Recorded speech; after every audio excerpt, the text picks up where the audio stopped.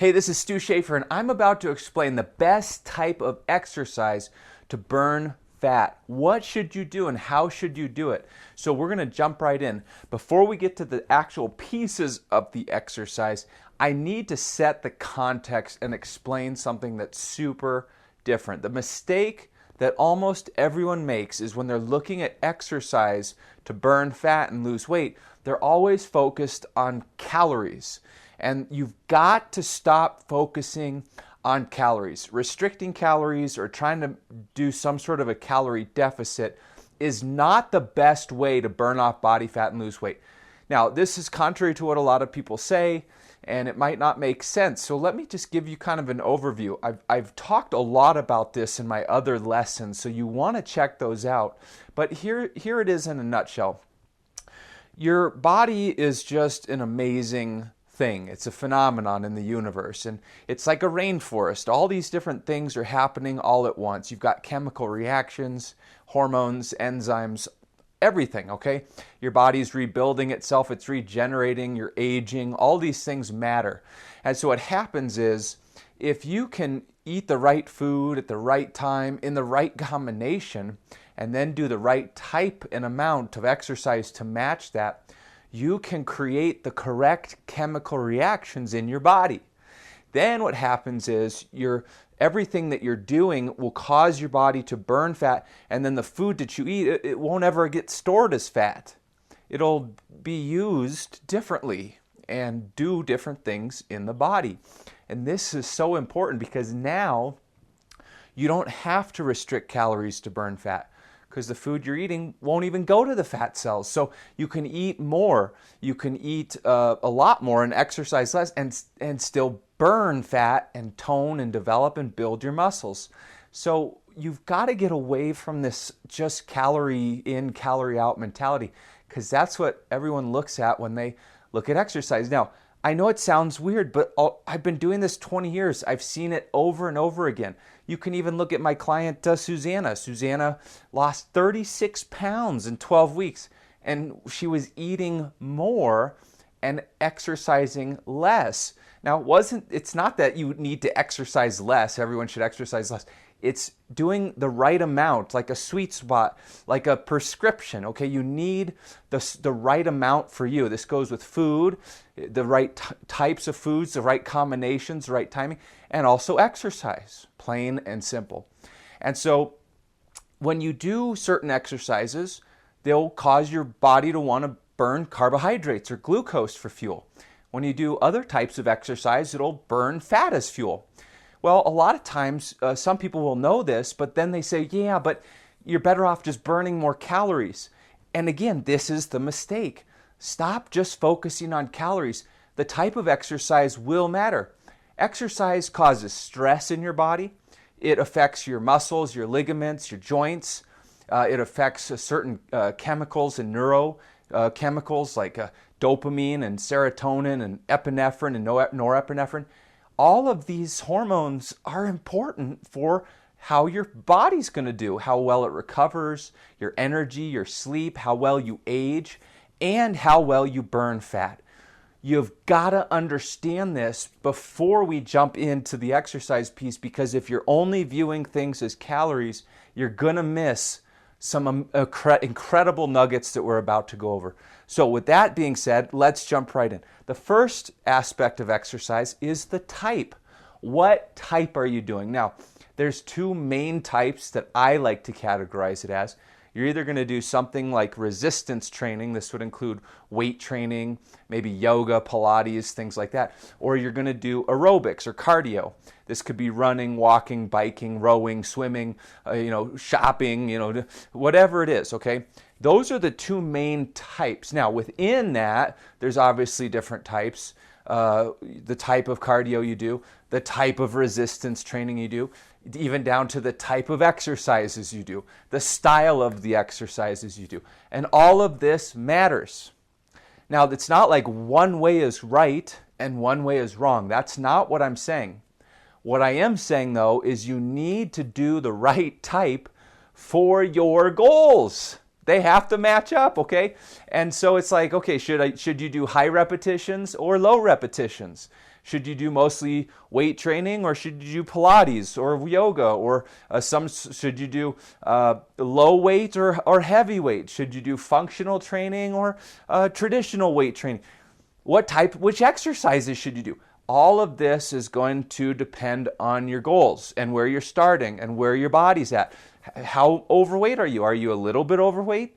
Are you significantly overweight? How have you worked out for a long time? Have you never worked out before? This has to be taken into consideration to choose the right type of exercise. And a lot of times, that type of exercise is going to change as you change. And I'll give you an example. If you're starting out really overweight, your body fat's really high, you're probably going to want to favor cardiovascular or aerobic exercise initially, and probably at a little bit lower intensity, so you can start getting your body to produce certain fat-burning enzymes. Then, as you're dropping body fat and getting more seasoned and more experienced, that's when you would add in weight training. And then over time, it might flip. Then you might have a focus on, on resistance training and not as much on the cardio or aerobics. But this really matters. So how do you know what type to do? Well, that's where having a guide or a coach or an expert comes in. Someone who understands, okay, based on where you're starting from and where you want to go, what is going to be the best type for you? Which exercises, what style? And having them help you so you don't have to try to figure all this out on your own, unless, this is your life and you've studied it for 20 years. And even then, there's people that have a hard time figuring this out. So it's more complicated than just calories, okay? So that's number one. Let's talk about the second piece of exercise. That's the amount. More is not better, and quite honestly, less is not better necessarily. It's the right amount, like a prescription. There's a sweet spot. There's an ideal. It's a zone that you need to be in. Too much exercise is just as bad as not enough, because you'll overstress the body, you'll wear it down, you'll accelerate the aging, you'll stress your body out too much. You'll release the wrong hormones. It can prevent you from burning fat. It can hurt your bone density in some cases. There's certain things, like anything, in moderation is good. Too much is bad. Too little is bad. And so you need the right amount. Now, again, this can change based on, well, what do you do for work? Are you active? Are you sitting all day? How old are you? Do you have any autoimmune? Do you have any sensitivities, gut issues going on, inflammation? Do you have any illnesses? All of these are really important because it'll determine how much stress your body's already under. Are you stressed to the max at work? Do you have 5 kids that are driving you bonkers? All of this matters. And so based on your life, where you're at, what's going on, your body, you need to determine the right amount. Now, all the case studies that I ever post here and talk about, my clients usually only do 30 minutes a day, 6 days a week. You don't need to do much more than that if you're eating correctly. And this is, again, it's not about calories, it's about creating the right chemical reactions.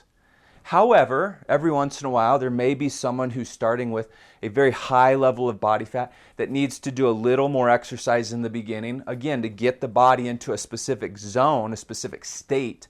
And then as they lose fat, they can actually cut back on the amount of exercise and settle into a very realistic, reasonable amount. If you're doing more than an hour a day, that's too much. If you're doing an hour a day, that's probably too much. 30 to 45 minutes is what most people need to create phenomenal results and phenomenal bodies. Okay, so that's the amount. You've got to do the right amount. Now, let's look at number 3, the frequency. Well, how often should you exercise? Should you do it every day, a couple days a week, every other day? Well, what I found over 20 years of doing this, is that women over 40, because that's who I work with primarily, women over 40 respond the best to doing weight training 2 to 3 times per week. Anytime we've done more than that, 4 or 5 or 6 days a week of weight training, the results are worse. Sometimes they go backwards. It's too much. It's too stressful, okay? Now, the reason for that is because when you're a woman and you hit 40, typically your body just can't handle that much stress. You have to be very careful. We're going to do a lesson here in the future all about the differences in middle life and menopause, so stay tuned for that. But 3 days a week of weights every other day, typically, and then the cardio in between. So you have an active recovery. That seems to be a wonderful blend. Now, some women do better with 2 days a week of weights because their body's already stressed. They're cranked to the max, like we talked about. Their cortisol is so high, they can't handle more than that. And you have to be able to understand where your limitations are. And again, that can change as you heal your body, as you put it in a good state. It can tolerate more, and you can switch the focus and the type of exercise as you go, depending on how your body's responding. This is just a little bit more complicated than a lot of people think. A lot of people, they just oversimplify burning fat and weight loss, and they think, okay, exercise more, eat less, go into a calorie deficit, and we're good to go. No, it's a little bit more than that. You want to be more precise, a little bit more practical, a little bit more intentional about it, so that what you do, you get the most return for the effort and the time that you put into it, and you're not just spinning your wheels, all right? So you need the right frequency, the right amount, and the right amount, how often you're doing it. All right. Now, I always recommend taking at least 1 day per week off to actually let your body rest and recover, especially with your joints, things like that, so that you stay recharged. These are days you should really just have fun and relax, just unwind, de-stress, and show your body a little self-love. We could all use a little bit more self-love these days. Okay, anyway, that's the frequency. Now, the last one, number 4, is super important. Probably one of the more important ones is the intensity of the exercise. What I find is that right now, different types of exercise are, go in and out of vogue and popularity. And the high intensity stuff is really popular right now. And that's not always the best, okay? None of my clients do high intensity interval training. None of them. None of them. When they stop doing it, they actually get better results. Now, that's not to say that you should never have any sort of high intensity workouts. The resistance training, whether it's a Pilates or a yoga or a weight training, though that is a type of high intensity exercise. And so when you're training your muscles and you're trying to get them to sculpt and tone and really tighten, you do need enough intensity. You need enough load to stimulate the muscles. You need enough intensity to stimulate the muscles. This is going to be a form of high intensity training, which is why most women can only do 2 to 3 of these workouts per week before going over that tipping point. This is also why it's always typically better, at least I've seen this over 20 years, to do it every other day. So you do have a day of recovery and you're not going high intensity every single day and zapping your body's recovery ability. This is really important. The problem I see with most women especially, but most people, is they're doing too much exercise and too intense. So their body is never getting any sort of recovery. They're stressing the body to the max, and it ends up just breaking down and giving up and burning out, and the cortisol's going nuts. I mean, I can't tell you how many women I talk to who I work with who come to me with adrenal fatigue, and their cortisol is just through the roof, and their thyroid is not functioning well, and now they have gut issues. This is a big part of that. Now, what's the difference between men and women? Men can tolerate more stress. We have a different hormone profile.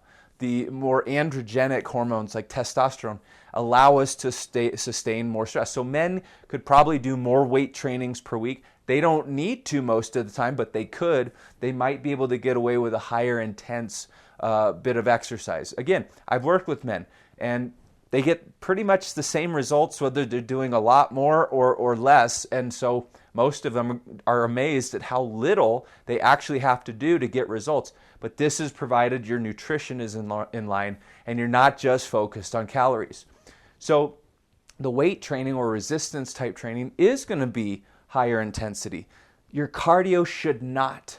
Your cardio should be at a very specific intensity based on your age, your gender, whether or not you have any stress problems, cortisol issues, etc., so that you still get fat burning You're burning fat, you're stimulating your body to do that, but you're not overstressing it. Now keep in mind, especially when it comes to cardio, at different heart rates, your body will use different types of fuel for the exercise. At lower heart rates, your body's going to primarily use fat as fuel. The higher your heart rate goes, the less fat your body will use to fuel that exercise, and the more carbohydrates or glucose it will use.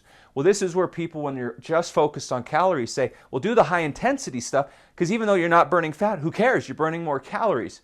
Well, if you're doing this correctly and you're really causing the right chemical reactions, you don't have to think that way.